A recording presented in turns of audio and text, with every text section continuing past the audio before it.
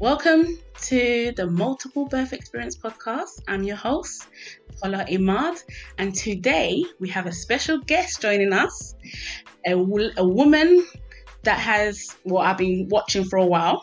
We was meant to work with each other actually at the beginning of the year on an event that I was going to do for the Multiple Birth Experience, but due to the COVID and all that, it went, downhill. But, thank God he gave us another opportunity to work together. And she's here today. Her name is Liz Mafrika. You might know her, some of you. She is a chef. She is a businesswoman, an entrepreneur. I'll leave it to Liz to tell her side, tell everything about it, because no point of me telling you. I can only introduce you to her. Here she is, Liz Mafrika. Hi, Liz. I think you said it all. Obviously, Lizzy Mafrika, anything really. Anything goes. Obviously, the name originates from my name Elizabeth and my brand. Exactly. Mafrika. Yeah. So it got to a point where the name just was given to me. Someone just called me Liz Mafrika. Liz Mafrika. Me too. Let me take it. Before we get into the background story, thank you for being here. Thank you for coming. I really appreciate it. I'm so excited about this conversation. I won't call it interview, it's conversation. And I'm so excited for our listeners to listen and just be inspired by you, because you have a story. We all have a story, but we all have different journeys. We all come from, we'll start somewhere and we all will end somewhere, but the journey from beginning to end is always different. And you can inspire somebody, younger or older, to even do what you're doing in a different way, but at least it will be a possibility, So tell us a little bit about Liz Mafrika. So I've just turned 30 this year in COVID. So I'm also a mother of three. What more can I say about myself? I'm a single mother of three. Let me say single mother of three. Yeah, well, that's an achievement in itself, because you're doing all what you're doing while being a mother, a single mother at that. It's not easy. I'm a single mother too. So kudos to you. So Mafrika. Yeah. I know when I think of Mafrika, I think of food.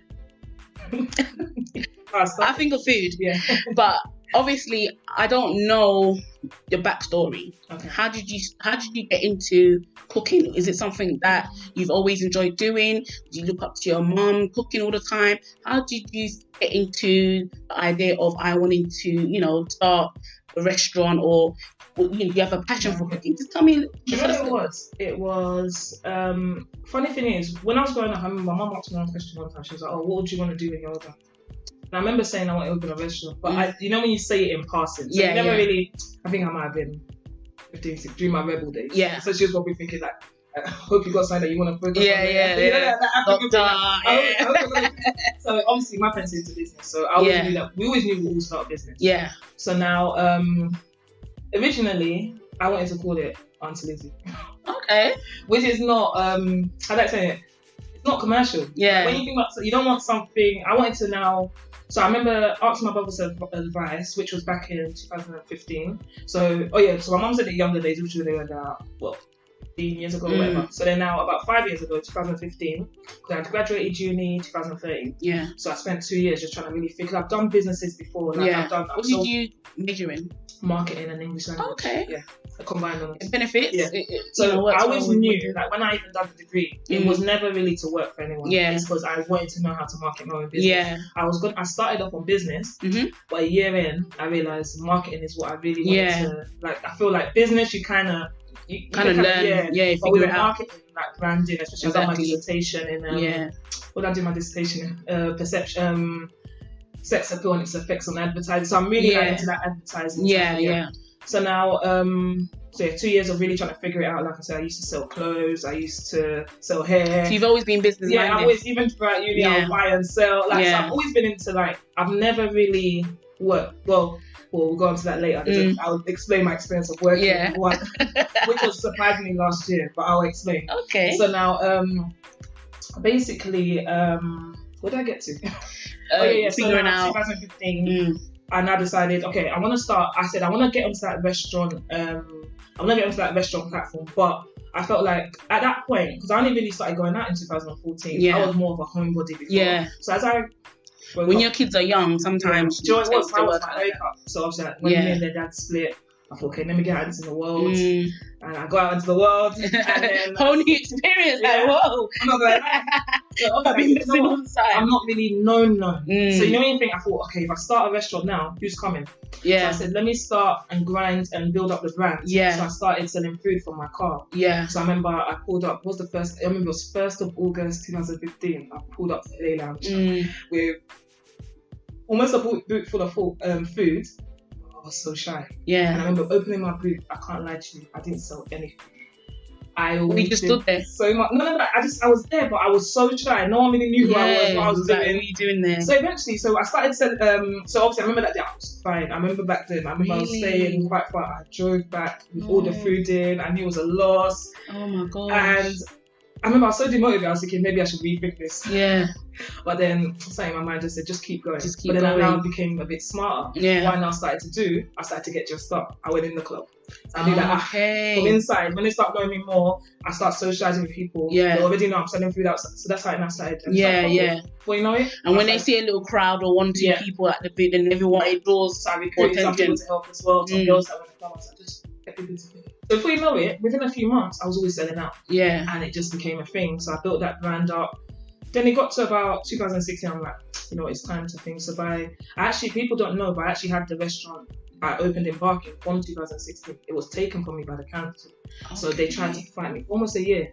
Took a lot of money, I was so depressed. Until 2017, I just think it was just prayer and just keeping on to them. And obviously they took a lot of money. Eventually they gave back the... So you had the Barking restaurant first? Yeah. So, what made you get the second one? That's where, so now... that was the Barking one in 2017. Things were going really well. Like I said, because I'd spent 2 years of really, so things were going really well. Yeah. And I think one of the downfalls I would say I got into was now opening what you just mentioned, the second one. Oh, okay. That put a lot of pressure on me, but I'm one of them people, I believe in risk. Challenging. So I saw an opportunity and I just thought, you know what, let me open the second shop. Yeah. Which was a big mistake. After I got that, and I realised I struggled between the two. Yeah. At the time I was in a very... Did you have anyone managing the second one? No, it was me trying to manage two. Are you serious? I was even in a relationship at the time. So you was going back and forth to nothing. do... Yeah. I remember so there was so much going on. I realised that even if I tried, like the person I was seeing, there was no support. So I realised I was just doing everything by myself. So I started to really... I've noticed the depression started to creep. So so when it got to 2000 and then was it... No. So when I opened up that shop, I ended up practically almost losing everything. Like I had to give up my apartment. Couldn't afford the car. I couldn't, just because I was trying to keep all the shops. Yeah. Like I was using Barking to now support up to, like it was just, it was such a bad investment. But you know, one thing about I don't believe in giving up. So I think I kept trying to go through and just say it's gonna work. It's gonna work. But tried to stay positive. So I was actually living in a shop for almost a year.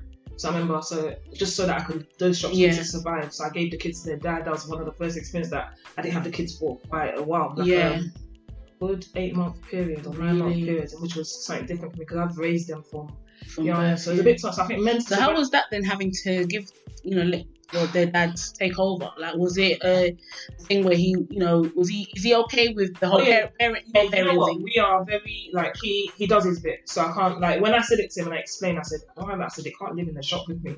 So you're going to have to, like, just step up at this point. And what else can he say? Those are these kids. Yeah. So he just kind of said, all right. He just said, and he used to bring them, like, every after school, he'll bring them, just like, just so that it wasn't. So he was really supportive. Yeah, he tried. And he didn't throw it back in your face and say, I can't lie to you, no, but not in a bad way to him. You know, when you've put in as much work as me, I think if he had thrown it back at me, it'll be a kick in the face because I've done so much. I've done that. I'm one of them people, and, I don't want to, like, not stereotype, but, there's dramas between me and mum, but I'm just not a stressful baby. Yeah. I can't lie, and he even says it to me, you don't stress me, don't. I was like, if I have, because I'm one of them people, if you have help, if you don't think exactly, just if I can call you and you take that type of relationship where it's like there's no that's drama. The best relationship. So if I don't bring in just, so if I'm asking, I'm saying I'm in a position. But the fact that you're asking, that means you really, and you know, I'm not gonna ask unless I really need. So he was quite supportive, but I think that really broke me mentally, and obviously at that point as well, I'd left the person I said I was seeing back then, and I think the guilt as well must have been. It was just. Yeah, I just felt like a fraction of myself. So now I got to 2019. But then slow down a bit. When everything started crumbling, as you described, those people, because you get people that are, I call them hangers on, or everyone left me. See, everyone. So everyone's all like, restaurant, and then as soon as when you are in need of help or support or whatever it is, no one was there to be found. That's when I realised I had no friends. I don't think there was one person that stuck by me. Are you serious? Well, even my family still had a few issues. But I'm trying to think. No one. The girls that I used to use that will help me in a thing, when they realised, because obviously before, I remember I had the nice apartments. So when losing everything, it now came into a thing of just chatting a lot of rubbish about me. Really?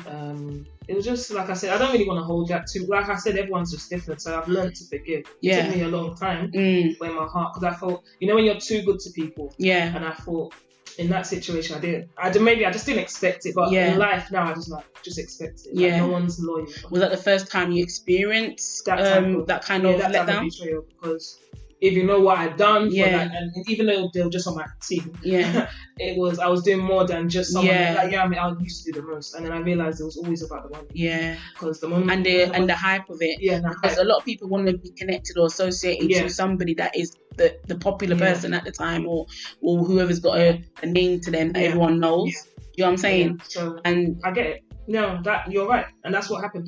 So it just got to a point, even down to rumours being spread. It was just dumb stuff, and I just thought, and it was always to tarnish the brand because of, and I just jealousy. And that's when I just thought to myself, hold on, maybe that was just God's way of exposing it. Because let's say, look how now I've come back this year and I've started things back up. Imagine I had those people around me. So maybe sometimes I've learned to understand that in life we experience certain things because God wants to just push the money back, because when the real money is there, I need to know that you need to know that those people can't be there. You get what I mean? Like, people around me are solid, and he lets you go through things to pretty much teach you. I wouldn't even say teach you a lesson, but to remove those people that don't need to be there. To teach me a lesson because I saw signs. And then in life, like when your spirit tells you something, but you just, I don't know, I'm just one of those people, and if you, even though a lot of people can say sometimes I'm this, like obviously I grew up on roads, but I feel like when it comes to like me, I'm just a solid person. I'll be there for you. I'm just one of those, and people kind of walk all over it because they think, some people even forget about the old days. You take your kindness for weakness. Because I realised I've just become this person. I just like helping people, and that's a problem I had as well. Always wanting to help others, and I realised when you need that help, I'll be in a situation and there's no one's there. So now I've had to learn. Just stop being there. And I know it sounds really hard. It sounds bad, but sometimes you have to look after number one because everyone else is looking after number one. Do you know what I'm saying? So if everyone else is looking after number one, let me myself look after my number one too. Do you know what I'm saying? And that's how I've been, but not because I'm not being bitter. It's just that I've been let down too many times to really now be putting somebody else first that I know that you've never. Do you know what I'm saying? It's like, it comes across like, oh, well, she's never there for, whatever. But I'm still there for people. It's just, you just don't want to feel that pain again. So you kind of like keep your distance. Well, similar. And that's what it is with me. People think, I notice, I hear people say, oh yeah, she's anti, or she doesn't, but people don't know how much I've been burnt. So I know it's letting people in can be my downfall. I've lost a lot because I've let the wrong people in. Exactly. So now when I look, and I can actually, and people don't know, but I can spend days without speaking to them. Yeah, that's like me.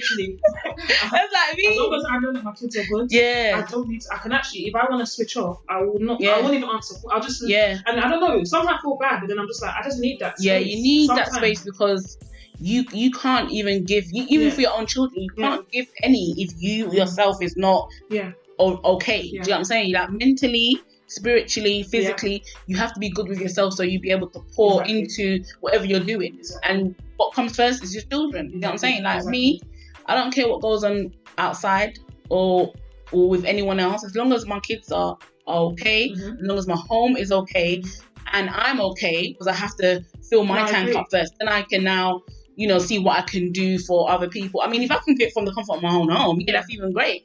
But I'm not gonna kill myself for anybody. Do you know what I'm saying? Like I was saying, like, yes, I wanted to come to your event, which, you know, obviously that's circumstances that was beyond my control. And it was last minute as well. Exactly. Well, I think was it 2 days before it? Kind of, but even so, like, if I had my car, then, you know, I would have just, you know, jumped in and, you know, because I know that you're the type of person that I feel like I need around me. Do you know what I'm saying? I need go-getters around me. I need people that's on the same kind of wavelength as I am, that I know that they're not about wasting time and doing stupidness on, you know, do you know what I'm saying? So I really, really wanted to go, but, you know, you got many to come. But that's what I always say, even friendships now, like, I probably have about 2 girls I could say that I would still consider friends. And that's just sad reality. But as you get older, any friendship I'm in, if there's not sort of similar to what you're saying now, like, I like to surround myself with people that think like me. Yeah. That their vision, like,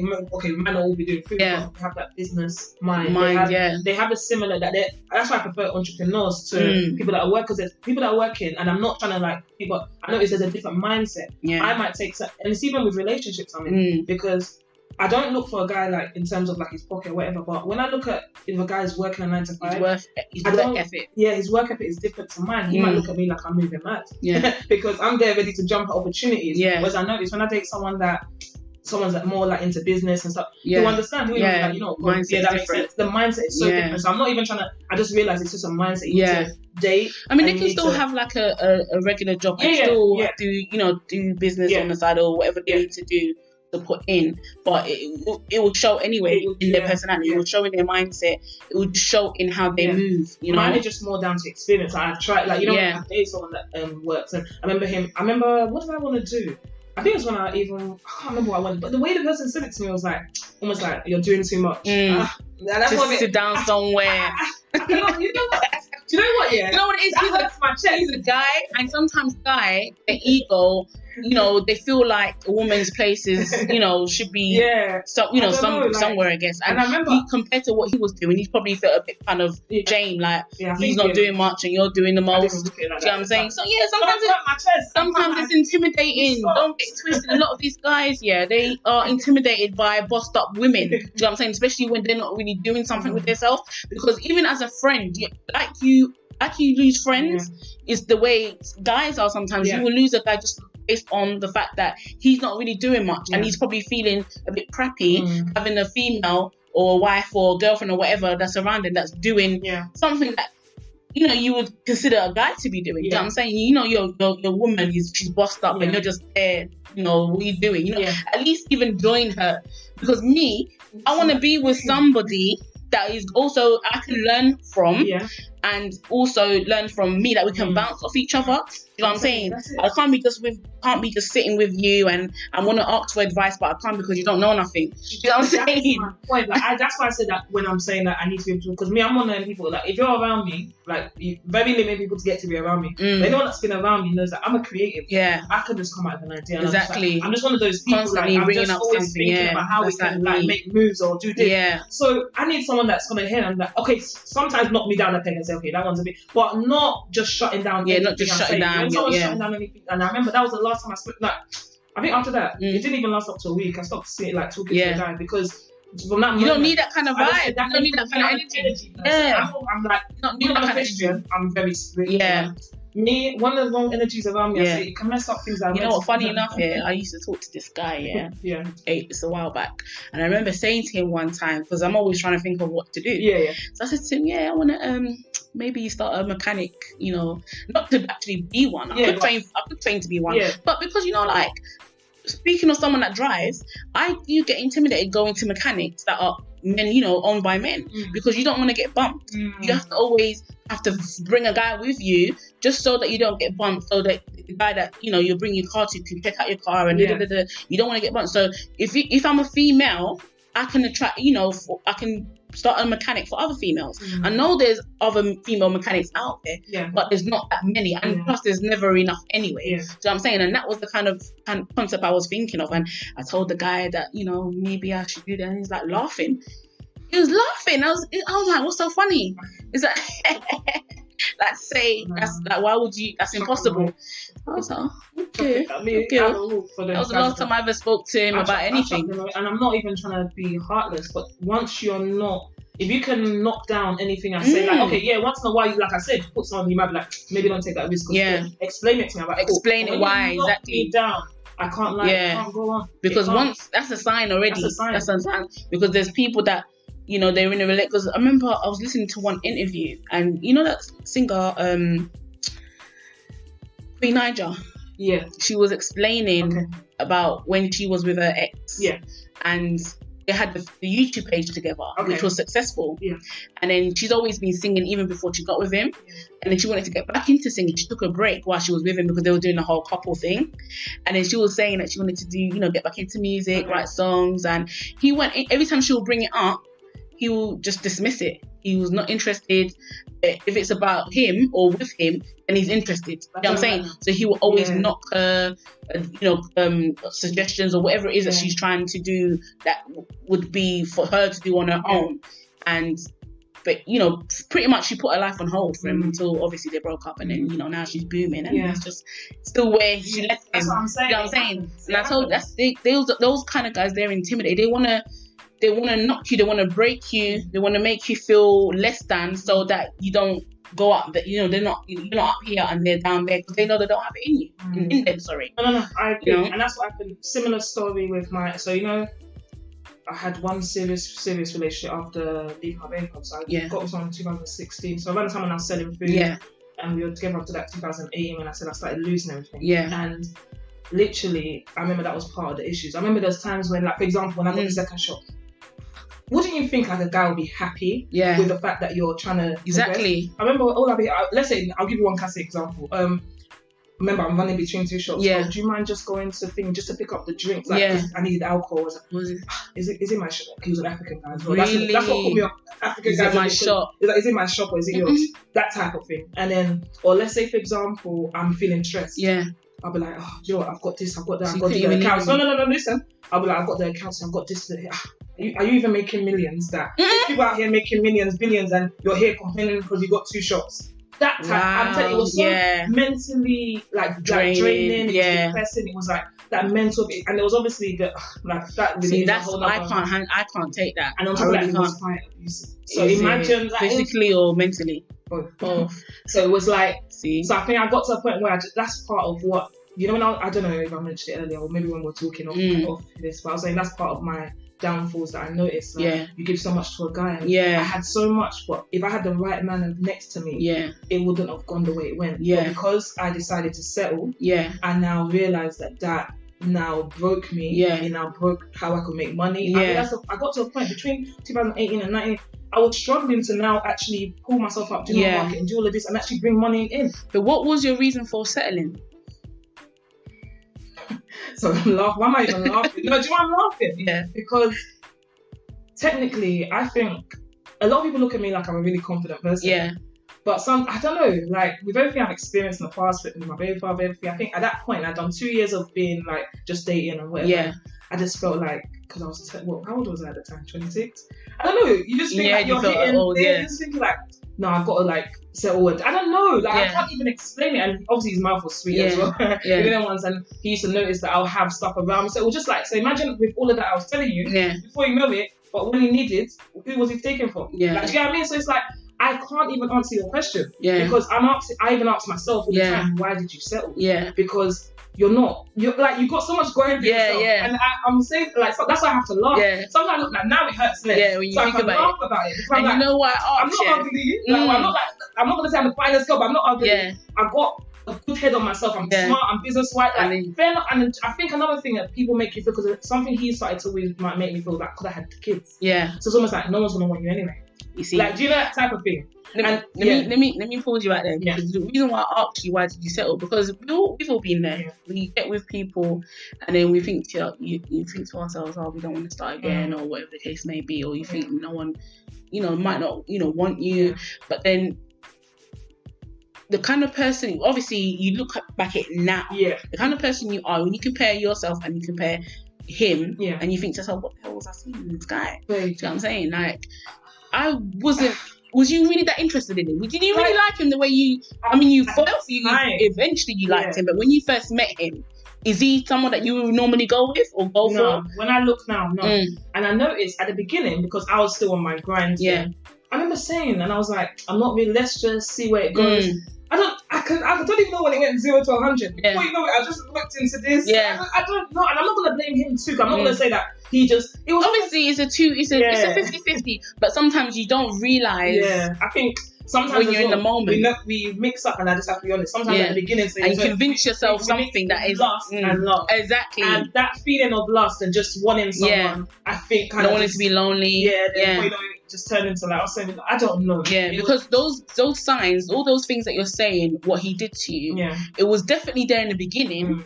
It's just that you kind of slightly ignore it. Yeah, do you know what I'm saying? Yeah, it's only when it starts to actually affect you. Yeah, that's when. Because at that time, at the beginning, it didn't really affect. I was still making them out. It was still going on back until.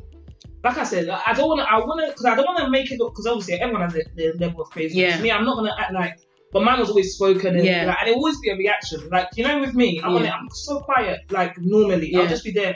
But the moment you take the piss too much, I can now say to you like, what's that saying? Thomas.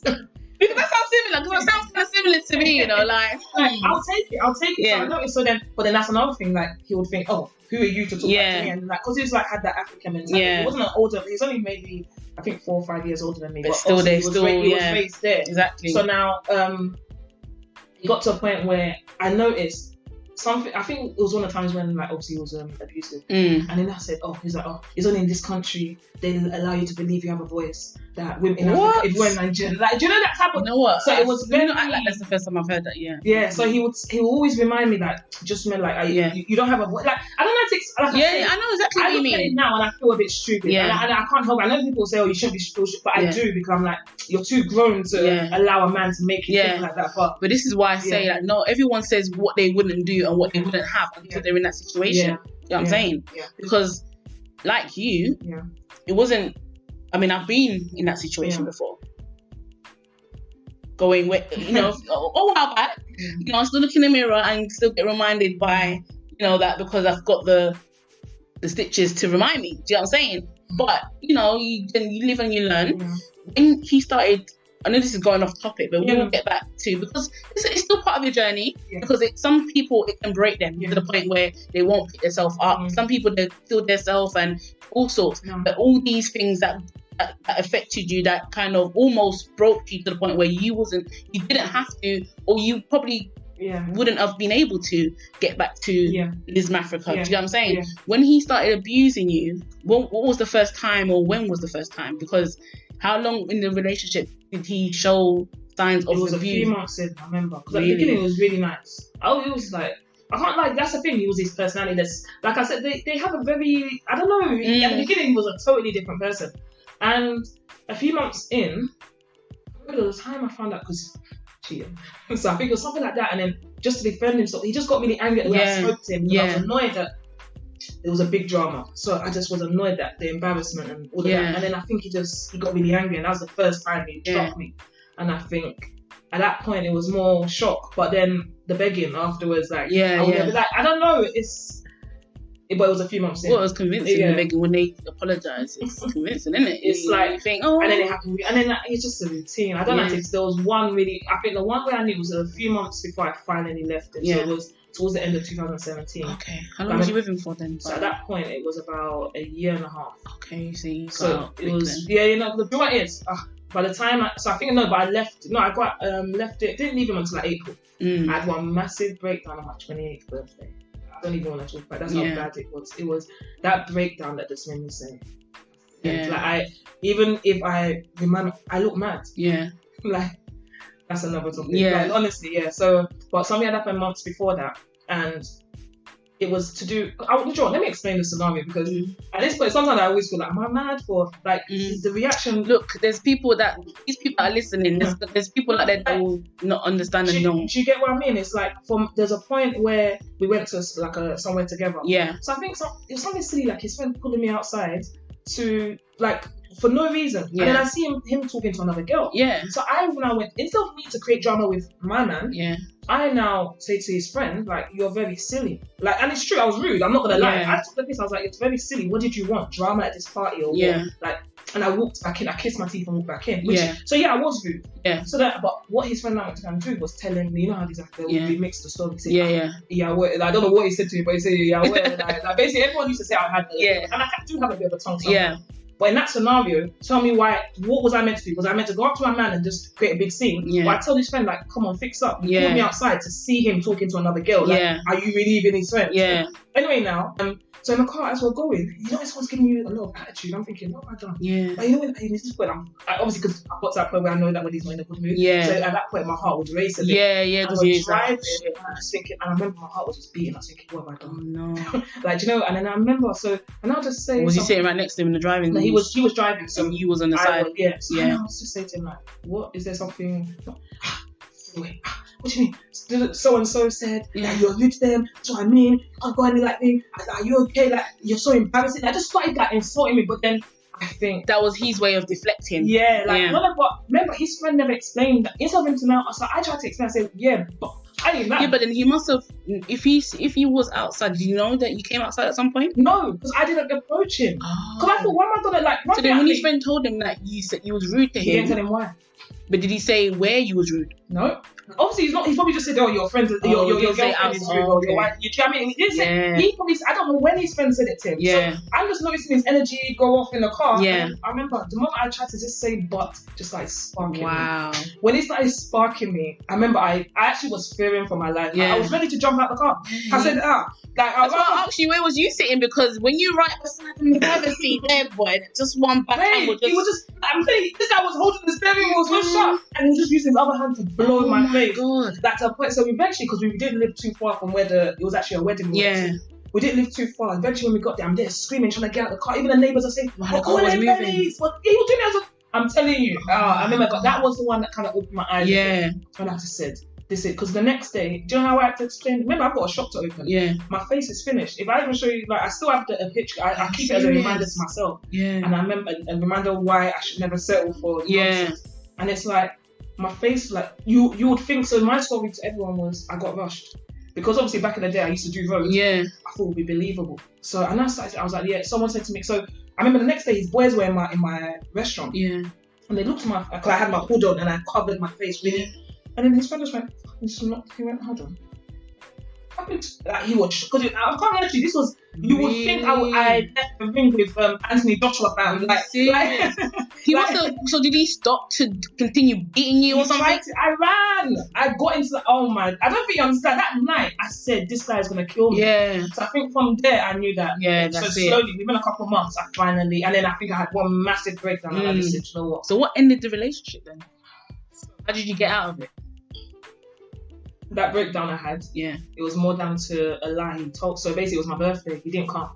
But I think his lie was he was like his uncle said something. But you know, like with me, my spirit told me, and he'd been doing nonsense with like during our relationship. I knew straight away that this guy was just. So I think, I caught him out in a lie. So I saw his car parked outside where he weren't meant to be parked. Like I said, I really pulled a madness. So that's crazy how the smallest thing can end the relationship when you went through worse. I'm not gonna take all of this nonsense and then you can still fucking out. Like it just, like to me, it's just like, and then, but it wasn't. Like I said, it was just a big trouble. It wasn't like it was just me just realizing that. So I just suffered basically to a point where he even called friends on me. What? Yes, he was like, because no, I'm not gonna lie. I'll be honest. I looked mad. That's what I said to you. I looked very mad, and I can take that. If someone said to me, I was like, because I would imagine it was a mixture of alcohol. I was even telling the feds. So the feds were telling me that this guy's useless. Imagine straight away they're like, we're not blaming you, but you need to like kind of because we don't want. They're even begging her like, we don't have to. We can tell this guy's like he's a scumbag. The police officer was telling me, it's like, this guy's a scumbag. He's not worth. You're even telling us that you're a business owner, you're this, you're that, and this one is doing this. Just there. He's like, he's even telling us to. He's like, he's telling them to arrest you. Imagine. They even say this. Do you get what I mean? So now they're telling me we don't want him. We can tell that he's trash. So please, but don't make us. Because so at one point, so they were like, can you call anyone? So because they could tell I was gone in it. Like I still imagine this is like AM now. Like I've gone for my birthday, still in my white dress. I look like Bridezilla. What? That's what I'm not proud of it. Imagine what's going through your mind. I was just like so all that suffering, like because it's almost like I'm so fucked. Yeah, I'm so fucked, and this is what you're gonna do to me. So that's kind of cheeky. I think he tried to say that. Then he tried to tell the feds that, oh no, he was babysitting, but he didn't want to tell me. Like, do you know what? Yeah, it was just story upon story that they even thought that this guy's a liar. Yeah. So now, eventually, they now made me call my little brother. My little brother came. He was just like, let's at least leave. Like, just at least leave so they can go. Obviously, you know what that meant. I left, went around the corner. I waited for them to. I went back. And then eventually, I just said, you know what? It's not worth. Yeah, it's not worth. Like you saw, like I said, it's not my proudest moment. Yeah. But the fact that you wanted them to arrest you tells you enough. So I just said, you know what, Liz, fix up. Yeah. And that was it. I just said, you know what, just so eventually I left. It hurt. I remember I was in a hotel. I didn't want to open the shop. Yeah. I remember, like, you know, around the corner. You just needed to take some time. I literally just. I remember I was in the hotel room when I deeped it. My sister, my brother, like, you were coming to beg me to leave the hotel room. For 1 week, I didn't want to leave. I was just crying. I was drinking alcohol. Yeah. Like, I just was so. But sometimes you need to do that. Obviously, everyone gets over things in different ways. Yeah. Sometimes you just need to do that just to get your mind. Because if you went straight back to work, some people could have continued working, but then they would have broken down eventually at some point. You need to go through the process. Yeah. You know what I'm saying? Everyone deals with things differently. Yeah. Whether it's drinking, whether it's smoking, whatever it is. You're not an alcoholic, do you know what I'm saying? So you've gone through the motions and you've accepted it, it's over, and then you just keep it moving, you know, get back up and keep moving. That shows your strength and your entrepreneurship in you, you know? Within about 2 months, not 2 months, 2 weeks. I was going to say 2 months. Yeah. Within about 2 weeks, obviously, I got myself back on. So I just slowly, but that's when I knew mentally I wasn't there anymore. Yeah. Like, for me to have that type of break, like I said, I'm not really... I try and avoid like scenarios like that. Yeah. So and I noticed like I've come a long way from the little girl that was doing road. Yeah. So I thought for me to get to that point, I said, so slowly between that time and 2019, I remember I was even like in the shop at this point now. I just knew that it wasn't for me anymore. Yeah. I just slowly, but I tried to fight it so much. Then in 2019, so last year. So which shop did you have to close down first? The Upton Park. So first Upton Park had to go. Yeah. And that one was a big drama. So like I said before, there was money that went and I lost everything on that. I didn't make a penny. Then the other one, at this point. Was the Barking one, you renovated it though at some point, didn't you? I remember you did something. Initially, it was looking like one very old, old school booker. I had done a full renovation. Like that's I went into a lot of like borrowing and debt to just get all that together. I think.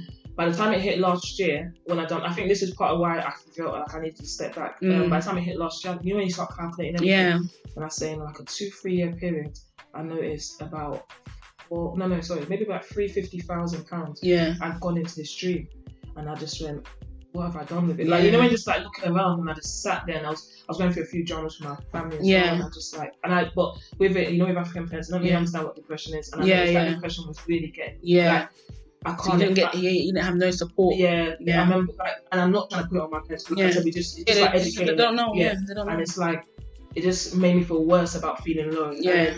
I remember just sitting one day, so we had one big argument. Because at that point, I went to go and stay. Oh yeah, that's it. So January 2000, I went to go and stay there because at this point I thought I want the kids back. Yeah. So I said, let me at least go and try and manage for a bit till I get myself back on my feet. But being, as being African and at a certain age. But before we get to that, sorry to go back a bit, because I want to know what caused the Barking shop to now close. This is what it was. Okay. So it was that. So eventually, a lot of people, I know the rumors were, she lost it, whatever. I walked away. But it got, like I said, remember I sat down, I started making calculations, I started realising, and do you know what it was? I looked around. So you was getting customers, it's just that it just wasn't as much as, it wasn't as much as even before, because remember, I'm cooking in the kitchen, I'm running a bar, I'm sometimes running out for delivery, sometimes I'll, like, it was just, I was, and I'm the one that does all the marketing, like, so it was like, so no one was helping you at all? And that's just an honest, like I said, it was just, that's when I really realised I was alone. Like, I don't know how to explain it. It was just, I was doing everything by myself. Like, there was sometimes I'll get chef to come and help me, like, so they were assisting me in the kitchen, but it was very on and off because of the money as well. So, like I said, it was a lonely experience. So I sat down one day after, it was a big kind of argument with my family. So, typical. So, me and the kids just went into the place, and I realised, again, I had no one. I said, I'm not living here with the kids. Yeah. I'm not, doing that whole homeless thing again. Yeah. And I said, let me just leave. Yeah. And I remember looking at him, I was crying that day. I remember the day, it was July, end of July. It was 20 something, I can't remember. Yeah. It was towards the end of July 2019.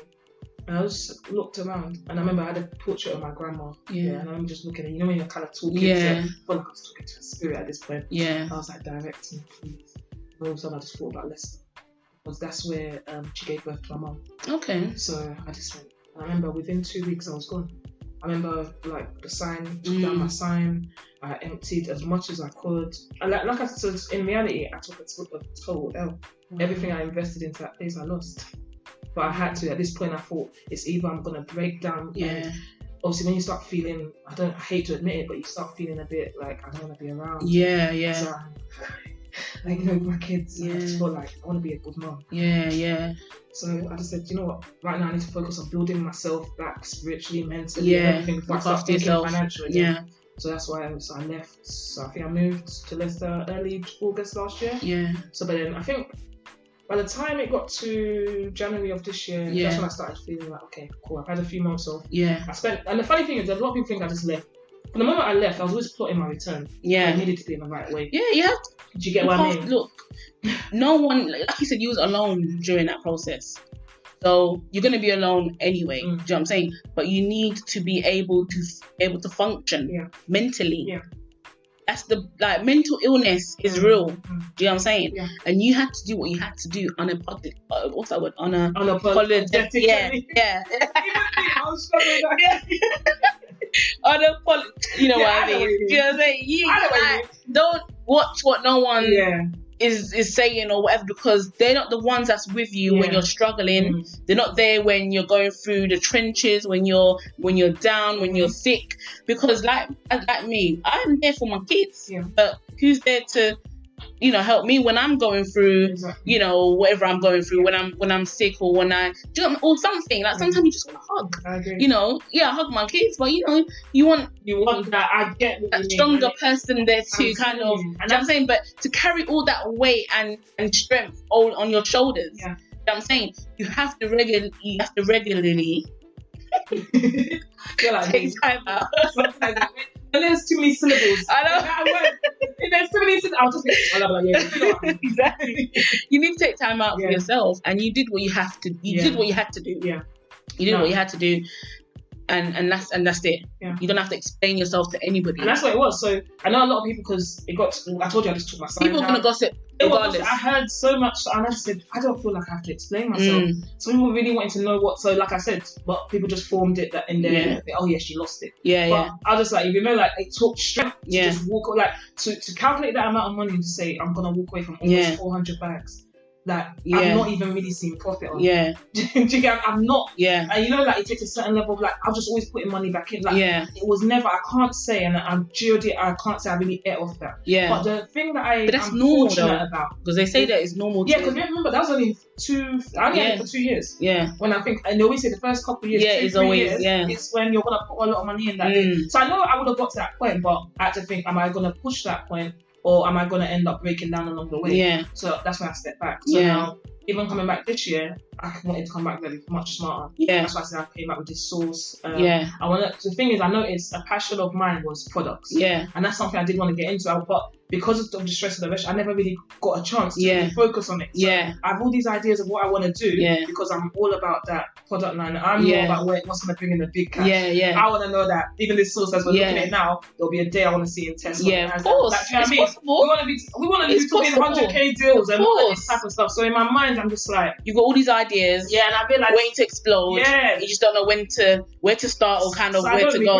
I can't lie. If anyone asked me would you walk away from it again, I would. Yeah. Because it didn't. I don't look at it like a loss. Yeah. I look at it like I invested in it's an experience. It was more. So all that money I think was lost, I still built. Even when I come back now, people till now will still want to order food. Yeah. So I built. Got myself to a certain level, so I feel like it was just more an investment in the brand. It's the brand. So it's not a loss because later on that will pay. I will see all of that money back. I know I will. Definitely. Like I said, when you see Mafrika, you think of food. Yeah. Do you know what I'm saying? So no matter what you do, you know, you're always going to be connected to that, and salt is even like that's genius. And that's what I'm saying. Like the name itself, like obviously I'm all about that Africa, like, the culture. Even the name when I speak, I don't think I mentioned it earlier on. Like I want to give credit where credit is due. Yeah. Remember I told you I almost called it Auntie Lizzy. Yeah. So it was my brother. So I have a brother 1 year younger than me. Yeah. And the funny thing is, we were actually talking about this today earlier on.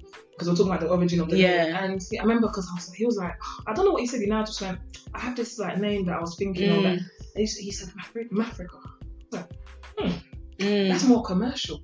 And I was really thinking ahead. Yeah. I was thinking, Auntie Lizzy, Mafrika. Yeah. I said Mafrika. Like, and the way now people even do roll off the tongue, Mafrika. Like, it's one of those, it's just one of those like, something that I could see going far because of the like, and it's something you remember Africa. Just add the M to it. Most people are, and it's like literally it's Mama Africa just put together, just Mafrika, just exactly, and it rolls off the tongue. Yeah. So I just thought, that's how the name really come about. So now with me now, I want that name to be international. Yeah. So I want it like even this pili pili sauce. Yeah. Is something that I want to be able to say that we're doing shipments abroad. So I'm still working with the lab. So now it's still more of a homemade. So the pili pili, before we get to the pili pili sauce, because when you moved, is that when the idea came? Like the whole beginning of working towards? No. I know when you came back, it's like, sauce. Like, no. Do it was no. I was thinking, it wasn't this particular sauce, but I was thinking of getting into products. Okay. So I definitely knew I wanted to get into products, but I was thinking, I can't say it because I'm still going to do it. But there was some other stuff I was thinking of that I wanted to release. But then this year, when I came back, because the whole COVID thing started, and that was another time I thought to myself, if this happened to me during when I had the restaurant, I would have broken down. Because you started, I know obviously the COVID thing happened, but remember before we was going to work together, you wanted to do the planning. No, so I still do it, but with the COVID, how can I really? So I do event planning. But I've always been doing event. Like I've always done. Also along the way, I still have the event stuff that I do. So I do event management. I've helped people with weddings. So I still do that because you have to remember I always say always have multiple streams of income. I don't really like to rely on just one thing. Of course, that's my main focus. But I have other ways like I even do editing for people. I even do I just do things just to try and pick. When you're entrepreneur and a mom. All I'm ever thinking is that cash to at least feed the kids. So if I can do anything on the side, I always do it. So that's what that was more. Like, I still do events. Even now, if someone calls me and says, cool. I'll still do it. So now, with the whole product stuff, like I said, I didn't really. It was when I was talking to a very close friend of mine. He's actually, because if you see the name, Pili Pili is more traditionally, I'll say more of a Congolese. Okay. Like that French. Yeah. Really? African French. Like they're the ones. So that's where. I don't know why I was thinking Perry. That's it. Yeah. But it's Pili Pili. So. My friend, he's Congolese. Okay. So we're just talking. I was telling him that I really wanted to get out, because obviously at that point, remember I started the Mafrika worldwide. So during COVID, I was giving free food to but I was doing that just for a bit because I really wanted to just give back. So while I was doing that, I remember I was talking to him about eventually I still need to get back into this whole the products. I was talking about I wanted to do. I can't remember exactly the exact conversation. So he went, there's something that you can try, and then I said. I can't remember what sauce it was. There's another one I want to bring. Like I said, I can't remember what it was, but I chose this one first because so I mentioned the ones I was gonna do, and he was like, "Why don't you try?" And then that's when he told me that Pili Pili. He was like, so he told me a couple of things that how it's traditionally made. And obviously, I now remixed it. So it is a traditional. Put your stamp on it. So it's a traditional Pili Pili sauce, but I added my own special blends just to give it a certain taste as well. So now, so I want to. I like to give credit where credit is. Same way with the name. I don't want to. You know what? Some people along the way they'll these making out like it's all of them. But I like. So he inspired you. He even came to me and he was just like, "Oh, cool." He just showed me the basics. I went, "Okay, that makes sense." So it took me a while. I got it wrong a couple of times. I remember there was one time it turned green. Don't ask me why I did to it. Green. Don't ask me. You see this here is orange. There's one time I thought, because obviously I was trying for a month. I was really experimenting. I wanted to just give it my stamp. One of them, it was green. I said, what did I do? I remember even showing him. He said, what did you do, Liz? Green, you know. So eventually I now stepped it back. I went back to basics and I started again. Eventually I got the perfect blend. So right now it's all down to measure. I have the exact measurements. So now I'm working. So now this one is more in So this is more kept refrigerated. Okay. Because I'm working with I'm working with a lab. Mm-hmm.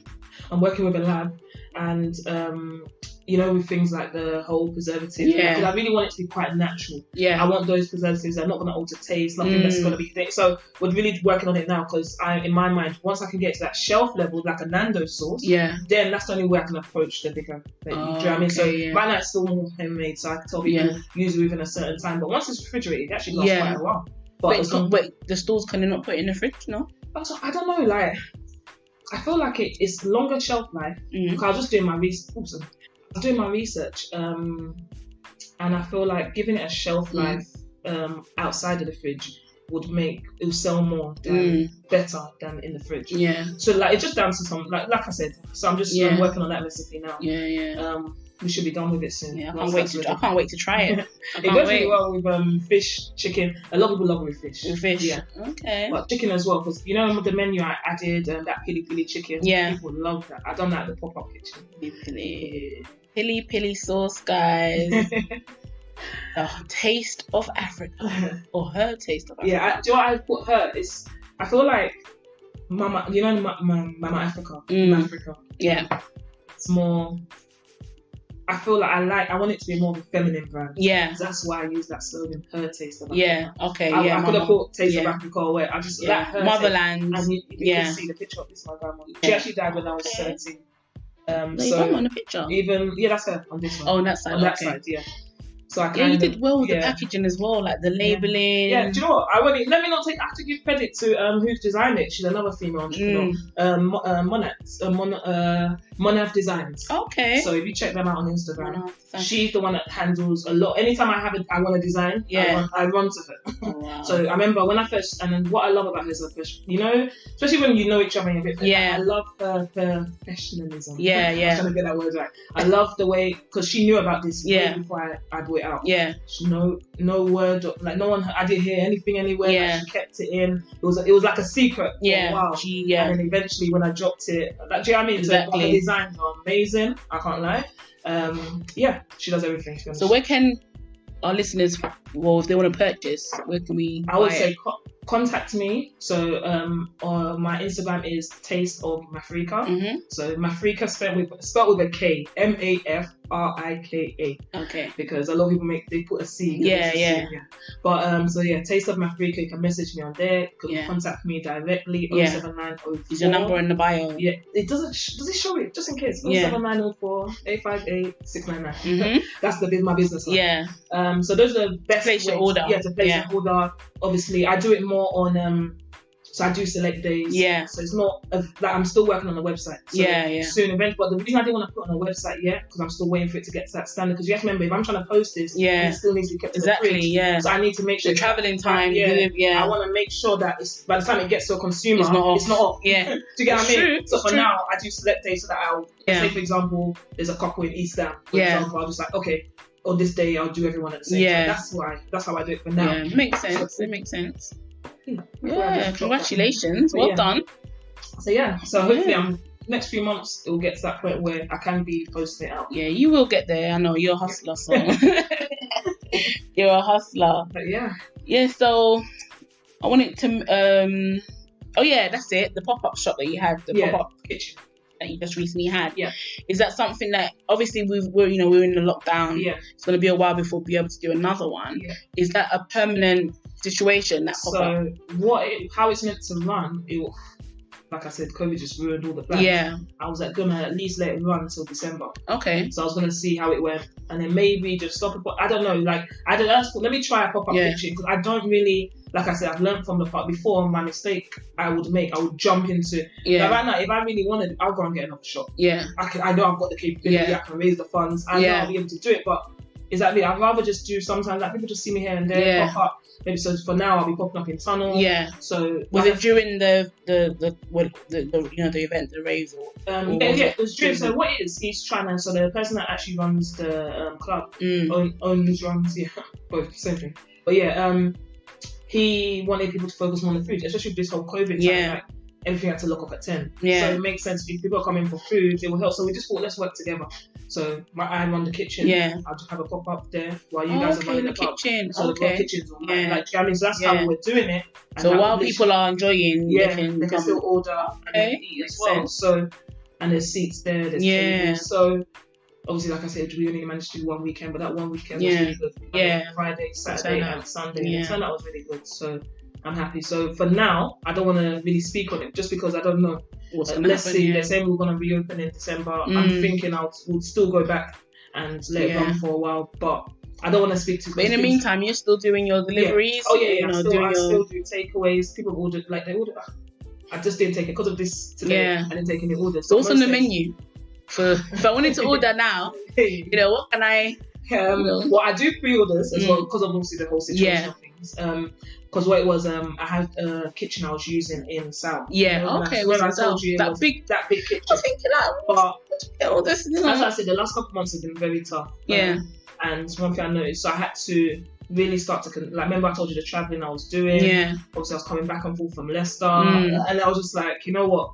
It wasn't making sense for my body. It was just, and I said, I'd rather just take a step from that kitchen. It was running what I had to do. Was that expensive to run or? The funny thing is, I was actually renting a section of the kitchen. So someone else that owned it. So I was renting a certain section, and so it wasn't really expensive to run. I'm just paying around. But was it worth it kind of thing? It would have been if I could, but it wasn't worth it in the way I was doing it. Like the amount of money I'm using to come down daily. To run it, it would have made sense if I had someone there. But one thing I've noticed, you can't just put anyone with the food. Like it's just it's your baby. So So I noticed. I thought, let me give it a bit. And something I really, like I said, with this whole product thing, I feel like I want to build a name around products a little bit. And then maybe later on, I'll look back into getting into the whole restaurant. I really want to focus on building a brand. I want to work from home. And know that I really want to work on products. Put your time into it. Something's just like, when my energy is just going in that direction. I really feel like that's where I'm going to secure the most. That's how I'm going to build the brand.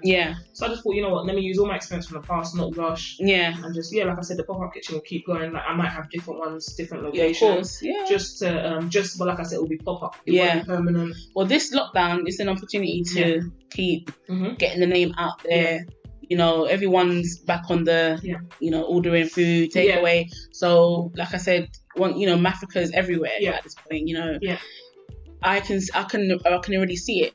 So if I can see it, you can see it. So from let's say 5 years from now, where do you see yourself, or where do you see the brand Mafrika? We've got Plee sauce. Is it Plee sauce? Yeah, we've got Plee sauce now. Yes, you can open a restaurant if you want to. You've got that's the good thing about having the option to. But where do you see Mafrika 5 years from today? Or even 2 years from today. If I go according to that plan that I put down, I always do 5. The funny thing is, you even said the magic word, because I do 5-year plans. When I was 25, I done a plan for when I just turned 30. I created a whole other plan for 5. I always do 5 years. So how I want it to go now, I really want to work and develop on products. I see these sauces, the products on shelves. I just see it. I know a lot of them are like, because I'm a dreamer. I can see myself. Well, you have to. I can see the brand. I always say, because I've got it in my bio, if the mind can conceive it, you can achieve it. And you know where I got that from? I mean, I've heard it before, but you know where I got it from? Candy Burrs. She's always saying it, and it makes sense because sometimes you have this dream or vision or thought in your head, and you keep thinking about it all the time. The spirit won't let it go. You know what I'm saying? And it's like, this thing that keeps on entering my head. I want to do this, but you don't know how to do it or know how to start. 2 months down the line, you're thinking about it again. It's not leaving your brain. You think, it's too impossible, it's too far-fetched. And then another month down the line, it's still bugging you. That's God telling you this is something that He's laid on your heart. So if you're, and you can even vision it. You're planning it in your brain, how it's gonna go from A to B. You're literally putting it together in your brain. So that's pretty much what they mean by conceiving it. So if your mind can conceive it, then you can achieve it, because now you just have to execute it. Basically. You know what I'm saying? And it's achievable. That's all it is really. I can't lie. I just feel like this is the £1 million type of, this is where I know if I was gonna hit a mill, I'll be made off the product. Yeah, of course. As long as I can strike the right deal, I'm consistent, and I develop it well. And the right team as well. The right team. So that's why I'm not rushing to have anyone around. I don't really have any. I'm doing all this bottling and everything. Until when I get to that standard, I'll work with the lab. Yeah. But until then, I do all this. I label it, I bottle it, I seal it myself. Yeah. So everyone starts somewhere. So it's one of them ones where, eventually. I know that's where I see it, God. I just see it being Mafrika being worth it. Yeah, of course. And I see amen. That, and I know it's amen. Speaking to existence, amen. I see it that happening in practice. So, what would you tell yourself if you knew then what you knew now? Yeah. What would you tell the younger Liz, like 10 years ago? You're 30 now? Yeah. 10 years ago, you was 20. What would you advise Liz at 20? Don't be so hard on yourself and take fun. Okay. Those are the two things. Like, when I look back, I notice I'm always hard on myself. I'm my biggest critic. Yeah. I'll look and I'm like, I'm not doing well enough. A lot of people like, look how you say that. People are talking, and I know that I am doing stuff, but in my head, I'm not done enough. Yeah. I look at myself now, I turn 30, and I'm saying, what have I achieved? Yeah. And that's me.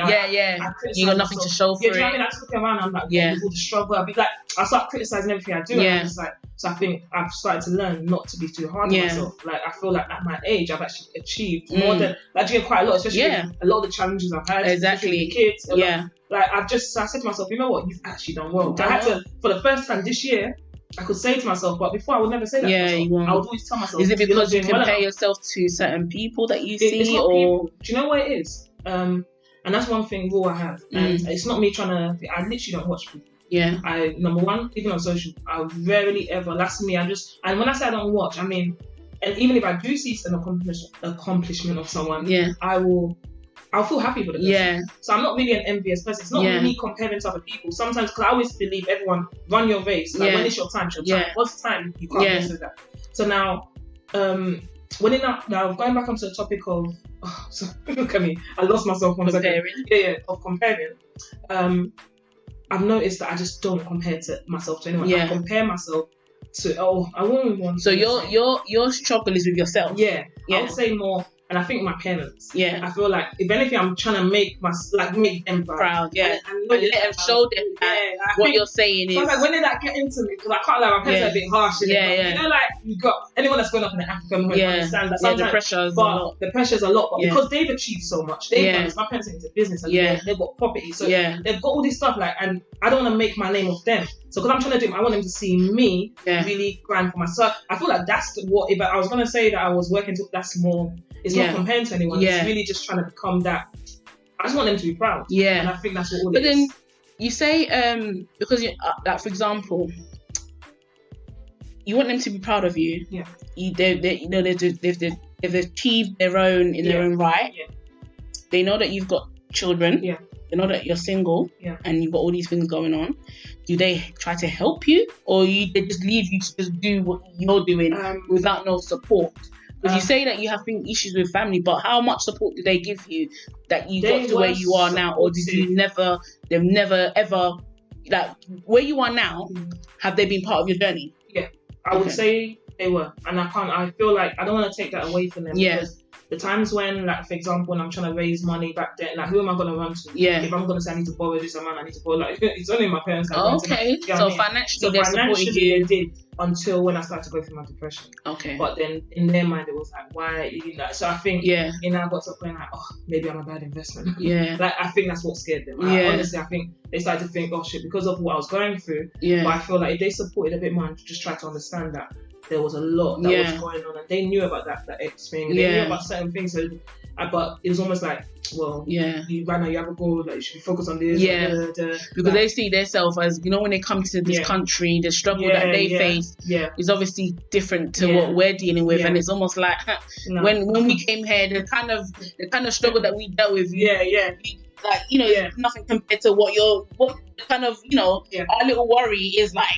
What's that? Do you know what I'm saying? But I think that's where. So that's why I don't want to really take away from what they did, because they did try. They did play their part.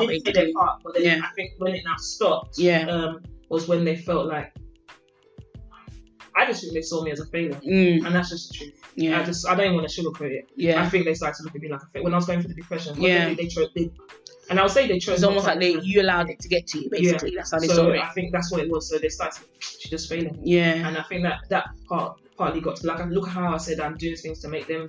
I think that got to me as well. Yeah. Because when thinking that your parents see you as a failure, it's like, the worst feeling. And I started but then that's another pressure that you put on yourself. I think, because I remember there was a time, and my dad probably not even realized at the time he done it, but there was something he said to me, and I remember when he now said it, it just, like, I remember the whole time, and I remember, I feel like that's when I started to lose a bit, because it's almost as if I kept reminding myself, like, you know what, you're never gonna win. Yeah. You're never gonna win. Oh yeah. And I think when you're telling yourself that, you're gonna, and then it just kept going downhill. Yeah. Before you know it, I couldn't make money. Before you know it, and I realized because I kept repeating what he said to me in my head. Oh, your dad said that to you? He says like, but like I said, he was along those lines. Yeah, because these words stick to you. When your parents say something, I don't want to say like I said, I don't want to, because like he was just annoyed about something. Yeah. And the way he said it, I think he said something. And their mouth is sharp, innit? Just went, you know, you're never gonna do, like, I don't see you ever doing it, or something like that. But it was just like I said, I don't want to. Like we're cool now. Yeah, so of course, but it was just part of the experiences that really made me feel down. And I think when I started thinking, and like I said, that's just, I don't know, it's a mental thing. Yeah, I understand. If anything, if I respect anyone the most, but the good thing about it is that they were helping you. You know, they helped you. And they were there to support you. Yes, you might have. Everyone has their little fallouts with family, but they were there when you needed them. You know, how often do people are able to go and ask their parents for a certain amount of money for business? You know, it's almost like, are you crazy? You know, so is that well? So it was either raised. So obviously, I used to like raise my own. Yeah. And then obviously, I had to have them to back sometimes. Yeah, that's good. That's good. Yeah. There was a question I wanted to ask, but I forgot now. That's like me. Sometimes I'll be like, I'll be talking. I think because it's a nice conversation. I'm talking so much. I'm like, wait, I lost myself. Yeah, you lost yourself. It was just in my head as well. Oh, mate. I have to talk about something else in the meantime. Yeah. But what have we got to look forward to with Liz? Apart from, we spoke about 5 years. You know, in the future. Between now and then, what are you going to be working on? What are you going to be doing? What should we look out for? I really want to get back. So you remember what we filmed last year, the diary? Yeah. The YouTube film I started, the Diary of a City Girl. Yeah. I've already said that's something I really want to focus on. How many episodes have you done so far? I only went up to, because as soon as I released it and I went to start filming again, was when COVID started. Oh, and then everything, COVID is just COVID. As soon I started releasing it in February. Yeah. We filmed that, I remember in December. So I started releasing. Oh, that was December. Yeah. Okay, So I think I started releasing in February, and then everything just went. And it was a bit demotivating. So I only managed to release the 3 episodes that I had done. Yeah. And then I was meant to continue filming, but I couldn't. So is it that guy that you still need him to do it, or can not necessarily? Like, no, I can use. To be honest, it's just about getting a good video. But do you know? I feel like since June of me, because I really restarted the Mafrika brand in June. I think since then and now, what I faced, it was just like, I would have loved it was documented, but it's like finding someone. So you have to remember, to have someone around you, there was a lot of money I was even spending. Like you have to remember, he's taking people, and I'm thinking, right now, can I afford it? Yeah. Like that's just on the street. I just had to say, I've got to put money down on developing these sources. I've got to put money down on this. Can you not use like a regular camera yourself and just get whoever just there to, because you know you see production, it's just the editing side of things. I can actually edit, and I started saying to myself, should I actually see me on a good thing on top of it? Because I was thinking, should I just turn it into like a normal vlog? Yeah. Because then me, like that's my issue before. Remember, I was just like, because that will with the normal blog, it's more real. Yeah. Do you know what I'm saying? Yeah. When it's like a production, it's like, I was really just trying to like, because I was trying to do something different. That's I like to do things different. So I think I was trying to make it in between a vlog / reality show. Like, you know what I mean? So I was trying to make it. So, but like I said, I'm rethinking that, and I'm thinking by January. This one could be more like behind the scenes. Yeah. Do you know what I'm saying? So if you're doing like a more behind the scenes, you need it to look a bit more realistic, you know? Yeah. Because it's not rosy. Yeah. You know what I'm saying? People see the outcome of it. Let them see what you have to go through behind the scenes. And it's funny, I've filmed some, like, there's quite a bit, I just got a lot of footage there. Okay. Even a bit during the COVID time, I did manage to, like, put something. I got a camera one time. Yeah. So I did get some, but I don't know, just putting it together. Like I said, it's hard to find the motivation sometimes. I don't even want to go on, like, because a lot of people look at me, they're like, Liz, like, you're doing the most, you did, like, I mean, sometimes I just want to sleep. Yeah. And that's just the honest truth. Sometimes I just feel like, I don't want to see anyone. Yeah, I don't want to work on anything. I don't. Yeah. And it just, I don't know. do nothing. Yeah, it just. That was supposed to be my birthday gift to myself. Like last week, it was my birthday on Friday. And wait, I didn't wish you happy birthday. I didn't announce it. I didn't announce it to no one. Thank you. I don't know. That's one of the things. I did not announce it. I don't know what it was, but I just wasn't. I weren't feeling down.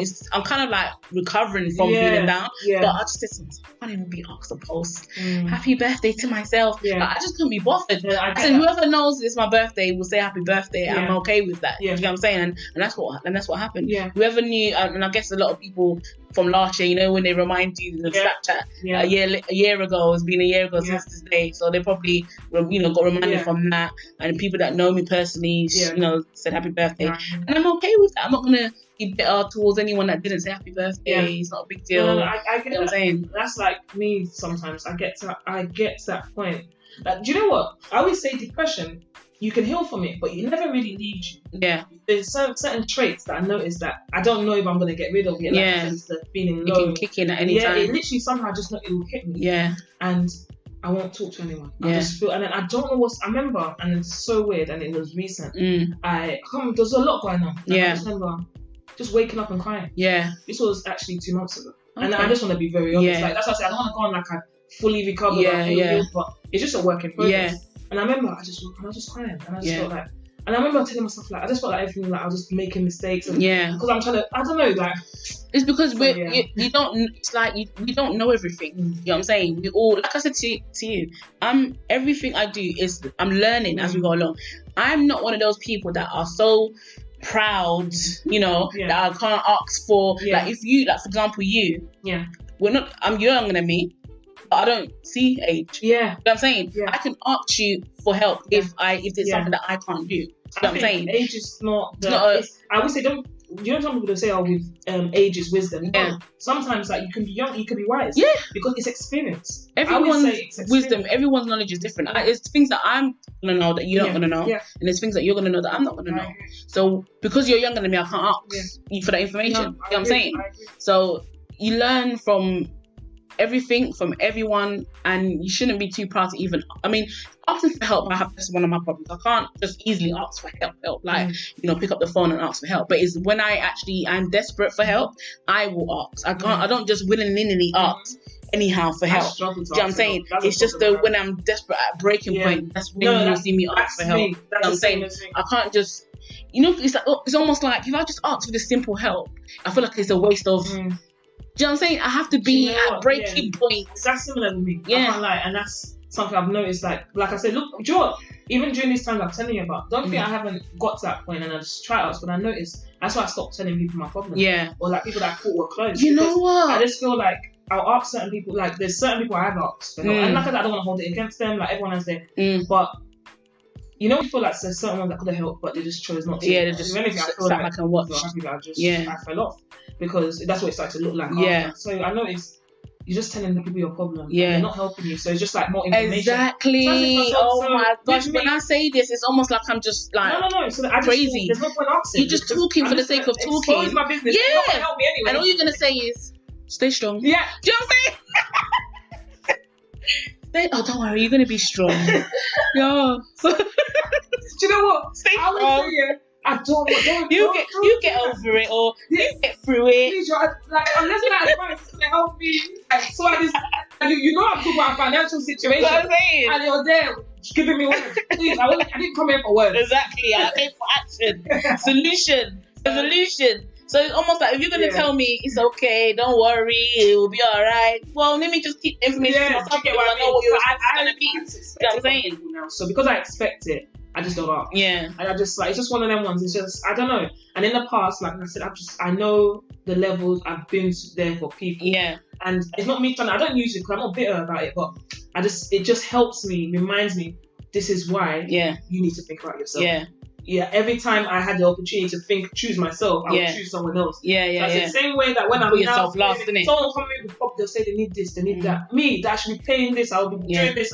I'm like, I'll help them and find a way. Yeah. That's me. So I just, but then when I now start to see this side of it, I say, Lizzy, no, you're stupid. And then it's true. I just said to myself, I said, you're always putting other people first, but when it's your turn, when it's you, people don't put you first. They're putting their own stuff first, and that's what I should be doing. So like I said, I don't hold it against That's why I say don't expect you from everyone else. I don't expect it, and that's what I'm saying. So I'm not using it. I'm making it. I know I'm making a joke right now, but it's just true. They don't owe me anything. That's what I think. How I get by. Nobody owes me anything. Same way I owe nobody anything. So that's why I don't use it again. So I can see the same person that denied to help me, and I'm cool with you, because I just look at you didn't owe me anyway. But at least I know not to. It would be nice. It would be nice. Help you. But now I know going forward. Do you get what I mean? Stand. Do you know what I'm saying? That's all it is. Going forward, this is where we stand. It's not bitterness. It's more like, I get it, like we're clearly not on that level. Let's just respect ourselves here. Exactly. I know what we're here. Do you get what I mean? So it's like, and I always say as well, especially like, you know when they say treat people how they treat you. Yeah. If you're gonna treat me this way, then you're giving me the to now treat you the same way. So and it's not a tit for tat thing. It's just like, okay, this is how you maneuver. This is how you this is how you are. So I guess it's acceptable for you. So don't complain when I do you to you. Basically. Do you know what I'm saying? It's just life. To be honest, like everything's an experience. I just had to get to this point. Like even the stuff I faced in the last couple months. And also draw yourself. Well, me anyway. I try to draw closer to the ones that are willing to be there for me and help me. So it's not. I'm not saying it's everyone. Just don't waste your time on those people that are not giving you the same kind of love that you're giving them. You know what I'm saying? Because sometimes you find yourself, I wouldn't say chasing for friendship, because I don't chase for friendship. Do you know what I'm saying? If you're gonna be waiting for me to be begging friendship, you're just gonna be wasting your time, because I'm not the one to be. Do you know what I'm saying? But at the same time, I am a friendly person. If I am your friend, trust me, if I love you and you're my friend, that's it. That's all you need to know. I'll be there for you. But then if you're not showing me the same in return, then I agree. I don't want to hear anything. You know what I'm saying? I don't want to hear bing. I don't want to hear. You know what I'm saying? Because when it was you, it was okay. So why are you singing in my ears about A, B, and C? So that's just the way it is. Because you can't waste your time and energy on people that don't really care for you like that, or ain't checking for you. You know what I'm saying? True. And that's one thing I've learned. That's I think my biggest lesson is just knowing that not everyone's your friend. Just knowing, and you'll think you're like, okay, when you should have learned that a long time ago. But remember the time when I should have been getting exposed to all of this. I was in a long time. Because me and my baby father, we got together when I was 16. I was with him to when I was 24. So it was like, my main. So you was in your own little bubble. And let me tell you, I could leave my house, like go out. Maybe 2 or 3 times. And that was even like, I had some close girls I was like, it was only for their birthday. 16 to 24. Wow. I would literally go out, like, if I say max 5 times in 1 year. Like, that's the max, and that was literally for their birthdays. I would only, so you didn't really experience all of that. So I think in this late, so imagine leaving him at 24, that's when I even started drinking alcohol. I didn't used to drink alcohol, nothing. I was just, I don't know, when I even look at it, I was like, what was I was happy, like, I felt like I was happy at the time, until when I started to feel that's all you knew, innit? When you start from young, it's kind of like all you obviously, know. Like, I'd done something like, but I'd never drank. But I remember, obviously, like, young days, like, I feel this, that type of thing, but by the time I got with him, and I think, because remember I had my kids young as well. That's another thing. So me and him got together when I was 16. We had I was pregnant by 17. I had my first child at 8, like just as I turned 18. Really? So so that's how sometimes when I look at myself now, and like I said, that's when I said, when you asked me about what I would tell myself, don't be too hard. I was thinking I had so many there were so many obstacles that could have taken me up. I could have given up, of course, and I realized that strength it took, because through like having my first child, I was in college. I still continued. I was just about to mention that, because you finished uni. Like, if I tell you the track record, like I was in college. I remember the day I was due. I remember I went to go and hand in an assignment. That's how I'm a dedicated person. I remember even my lecturer was like, get out. Like, your water breaks now. Like, I was literally due on that day. So I remember, I had him in my first year. By the time I got to university, my first year, I had my second. I still continued. The only thing I've done, I changed course. And then by my final year, I had my third child. And I remember I was my dissertation. So imagine, giving birth. So my final year in 2013, gave birth in, like, my son was born 29th of January. But remember, I'm working on a dissertation and I'm meant to graduate in June. I wanted to, finish with everyone. And I said, because I remember all my lecturers telling me, like, you know what, just come back next year. I said, God forbid. I gave birth end of January. I remember Valentine's, around that time, so it was 2 weeks later. I went back to uni. I said, and I finished that dissertation. Really? And I remember I was so gutted because when I finished, I did manage to finish everything, despite imagine having a newborn and having 2 toddlers. It was mad. Oh wow! Can you imagine? I remember.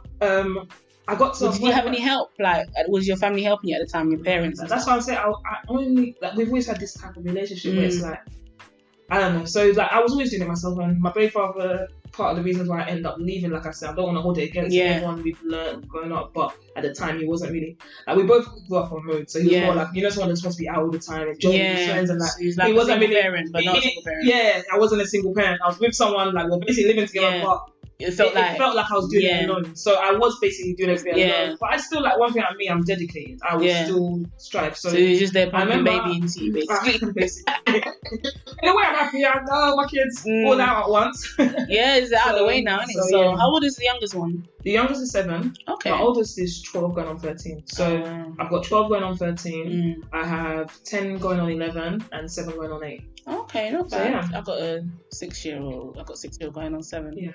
Yeah, and a 13-year-old going on 14. Wow. So like literally, so that's the story. So how I now finished. So I remember, and I remember I was so pissed because I should have been happy with my grade, but I wasn't. I got a 2-1, which a lot of people say is a good thing. Yeah, you was expecting more. Oh, 2 marks from the first. Oh yeah, that would. It's not like, you know what? Yeah, I'm not gonna lie. I don't know what anyone else will think. But considering that these watch me carry belly, and now I have 2 kids at home, they could have given me those 2 marks. Those 2 marks. Because I was always aiming for first. Yeah. So that's me. I always, because I remember in college, despite everything, I still got dissertation on everything. I got distinction, not dissertation, I mean distinction, because I done business. Yeah. I got distinction, star on everything. Yeah. So I was aiming uni, first class. But marks, wow, yeah. So they could have given me. But that must have been beating. Yeah, no, it was for a while. I'm not gonna lie. I looked at the when you get your diploma and everything, and it actually tells you 2 points. No, it didn't tell you the thing. It just tells you 2-1. But like when you got your result, your result, they tell us. Oh, they tell. I think so. To get a first, you would need to get 70. I think I got 68. Okay. So I was just like, I was just like. Like a lot of people like comedy because moaning about something silly, but you know what I mean? Like I said, remember, I'm my worst critic. I always like, I could do better. So at that point I was just like, I could have done better. Like I was even thinking maybe one night that I slept, I shouldn't have slept and I should have worked on that. But I'm happy. But that's good though. You still got that mindset in you anyway. So it's better to think like that because you don't want to just settle for rubbish or because I mean if I can do a lot of things myself from back then when I was in uni and stuff, you know, I mean, who's to say what position I will be anyway, but I wish I had completed and, you know, because you completed your 3 and I only had 1 at the time. You know what I'm saying? So it's making me feel like, damn, like,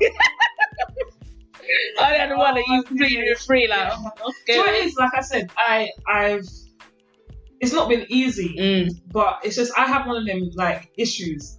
I don't like to quit. Yeah. And like I said, sometimes even if I'm feeling it, I'm like, no, I've got to keep going. So I just have that mindset, and it's just taking a lot of training. And that's why I said, as much as I can chat and say my parents have some qualities that I don't like, the one thing I can say I've taken from them is they're like always striving. Yeah. I remember in the young days, like, bro, we were. How many of you then? There's 4 of us. Okay. But my young brother is 22, so he was a baby when it was more like my sister. She's 32. I'm 30, and my brother's 29. So us 3, we were kind of like close in age.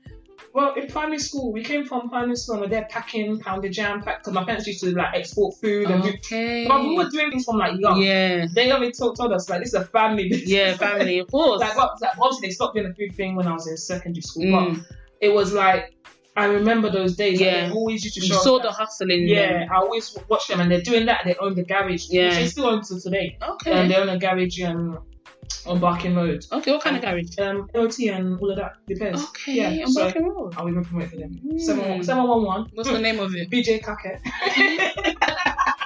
Let's go about my dad. Yeah. Well, my mum and dad actually. Yeah. So, but they've had that since the 90s. Yeah. So it's good. Like they've got that, and then they've got properties, they've got properties in South. So do you know what I mean? I've just watched them.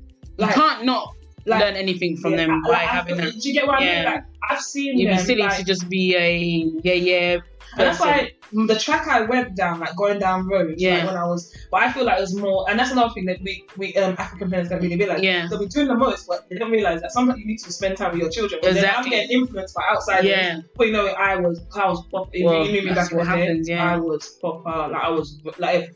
That's why. How did you manage to be road girl and have? Was it before you had the kids? No, before. So that's why my kids are adolescent. Like I feel like that's what made me step back. And I want to be here and be honest, because I'd rather, so I know some people just like leave the past to the past, but I feel like that's still part of my experience. Because having my first son, I could say saved me. And I would say saved me because I know the road I was going down.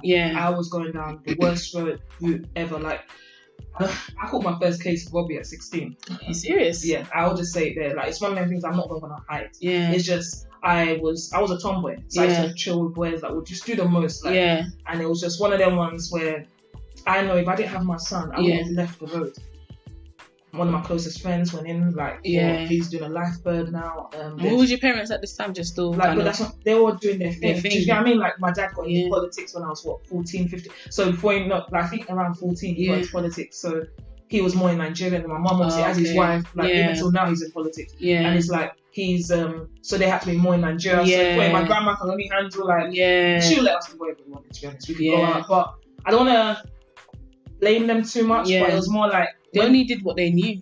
Exactly, because in their mind it's like, you know what, we weren't babies at this point. They're probably thinking you're old enough to make the right decision. But sometimes that's why I really watch because my son now is in year 8. So look, these are the ages where I was getting influenced. But I'm so like one thing I show. And you're hustling like your parents were. So I'm hustling my parents. So that's why I think as well last year, because last year he was entering year 7. You know, when I left, that was another thing I said. I don't want to be so focused on this vision that I neglect the kids, and there has to be a healthy balance. Yes, I want this dream to work, but at the end of the day, I still want to be able to it. Because the moment, and I noticed something, and it happens on roads.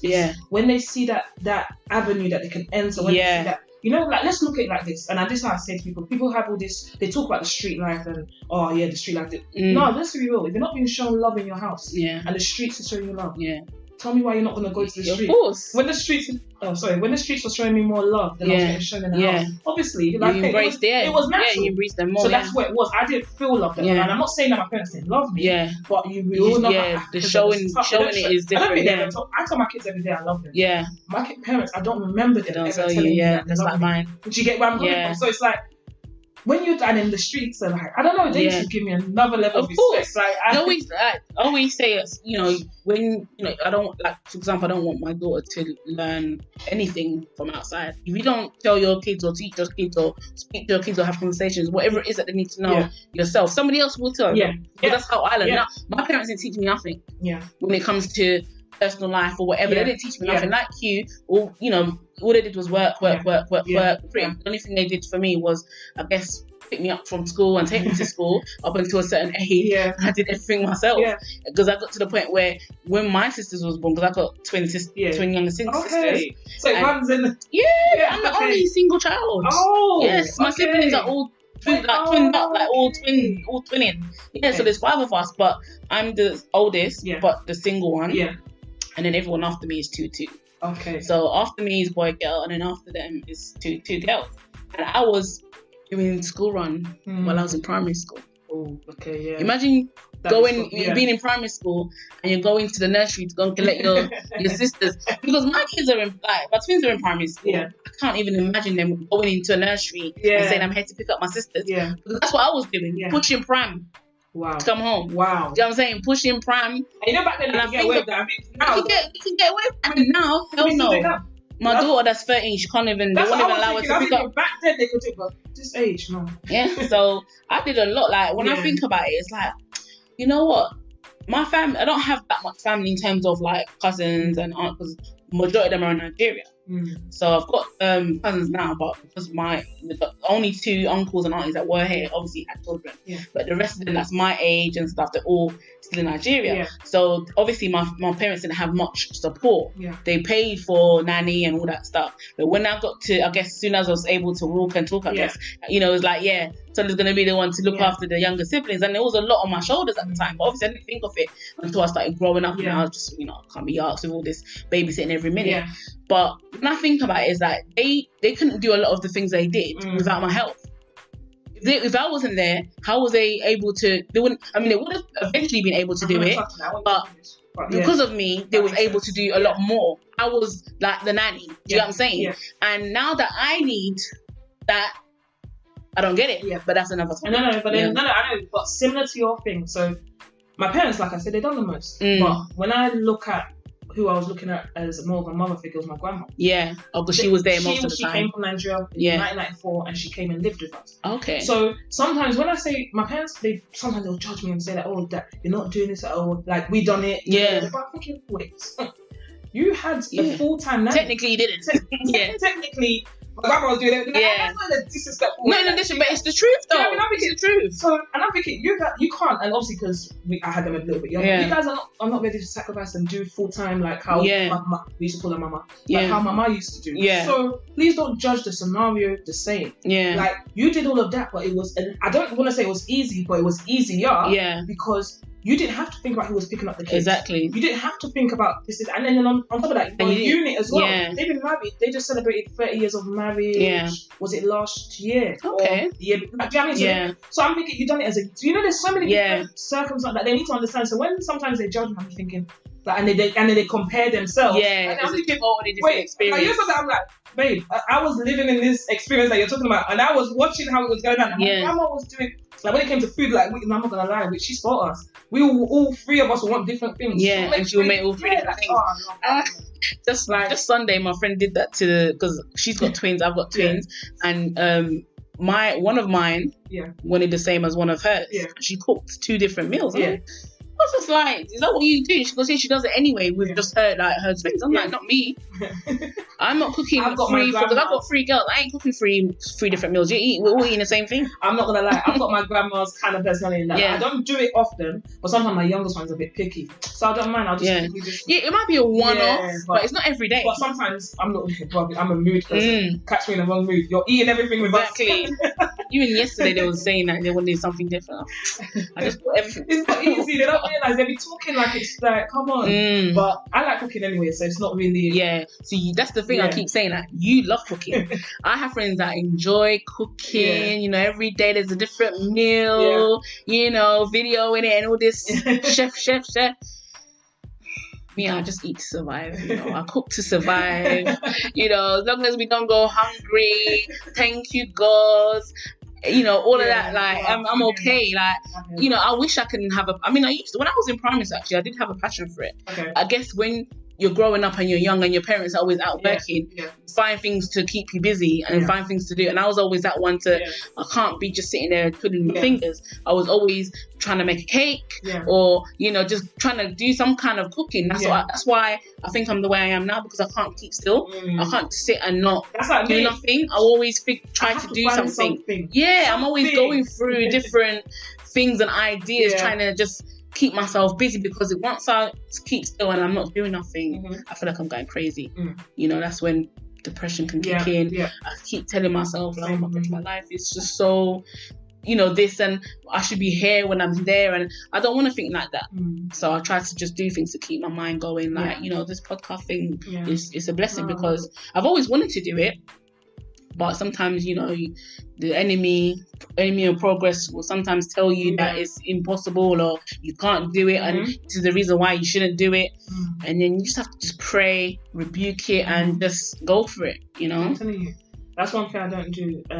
Anyone that, like, let's say it's people that you are referring to, anyone that tells me I can't do something, can't be in my life. Yeah. I don't like hearing those type of words. I feel like those knock people down because you can't do it. Yeah. Because you maybe in their minds they can't do it. I can't do it, you can't do it. Yeah. No, and that's usually how they feel. Yeah. Because you can't do it, because they can't do it. Those are the people I stay away from. I'm telling you, when people they enforce their fears onto you. And that's why I'm so selective, and I have to just be very honest. I'm very selective. Yeah. Can be around.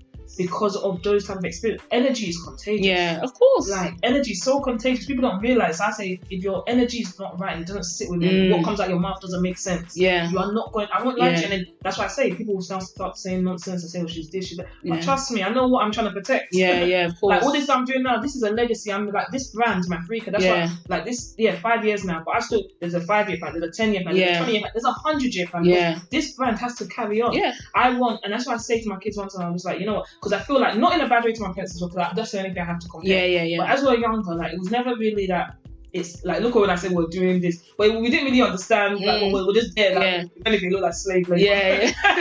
But you didn't realize they were training you. Do you know what I mean? But I just, like now I kind of let them understand. I said, oh, do you know if you guys are doing your own thing? Like, do you know that, God forbid, like when something happens to me, like you know who's taking this on? Like this is not. I'm not doing this for just now. My son, he understands. Yeah. And he was like, yeah. So that's fine. I was like, even if we have different branches, one of you guys will manage each of them. Like that's how. So I've even seen when you're in one of your snaps, they were helping. Yeah. They pack food. Yeah. Like I'll make them pack food.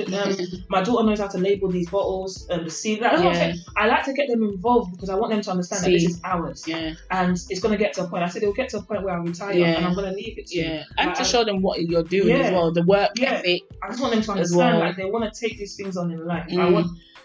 I'm not going to be here forever. And that's what it is. Like, it's one of them things that we don't want to talk on, but we have to talk on. Yeah. I'm not going to be here forever. So I want to know that I've set them so that they can survive. Yeah, of course. I've got something obviously I've created for them. I'm not going to want to put all the work in because my son, the oldest one, look at the age now, deeply. In 5 years' time, I'll be preparing for his 18th. Yeah. Like, the moment I'm preparing for his 18th, you're basically a man now. Yeah. So I'm going to, almost likely by then, by God's grace, everything's like, gone according to plan, we're making minutes. I'm going to want you to manage a section of it. Yeah. And so those type of things, so I want to train them from now. Yeah. So they know that this is not just mommy's business, this is our business. This is our legacy.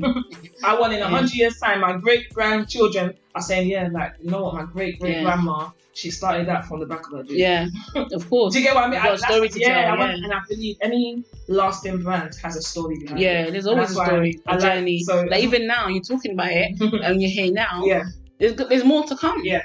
There's more to come. So I know that it's not going to still be rosy, but every successful business or company has gone through something to get to where they are. Basically. And it's never, you don't just out of nowhere become successful. Yeah. You know what I'm saying? People feel like, they might see the outside of things. Yes, that's like me. I only saw what you showed. Yeah. I didn't know you from behind the scenes, but I know with it, as every business person will know, that there's always a story behind it, and I like to hear a backstory. I like to hear. And that's why I want to see the diary. Yeah. Because I feel like people got to know a little bit more about me. Yeah. Because like I said, because I don't talk much. Like I said, people think I talk a lot. Because I snap.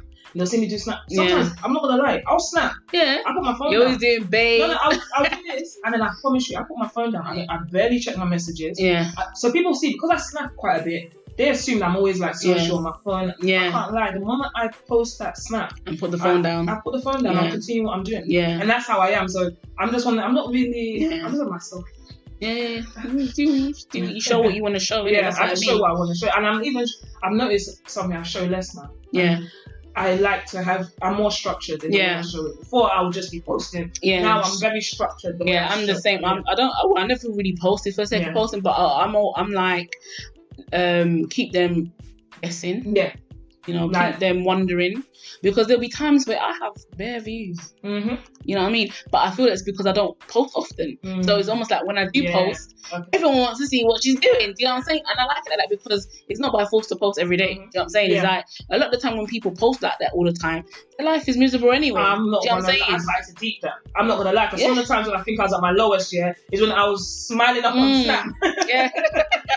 There was a time something came, the memories. Yeah. So I remember it said, I looked at that snap and I remember that day. How were you feeling that day? And I remember how I was feeling. Yeah. I looked at this snap and I'm thinking, an outsider's gonna think I was happy. Yeah, living life to the fullest. Do you get what I mean? So that's what I say, and that's why I there's nothing, and to be honest, there's nothing human wrong with that, because you don't want to show your enemies, all this stuff, but at the same time, it's like, keep them, guessing, keep them wondering.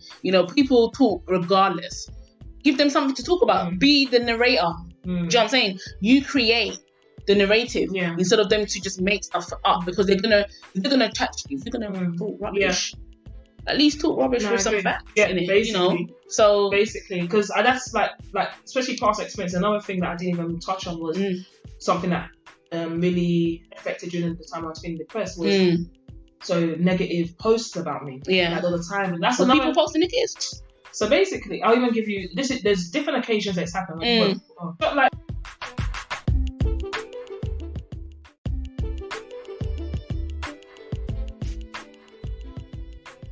That's it for part 1, guys. I hope you enjoyed listening. Catch us next week for part 2 of the Lizzy Mafrika episode. Trust me, you don't want to miss it. She has so much to tell. Bye, guys.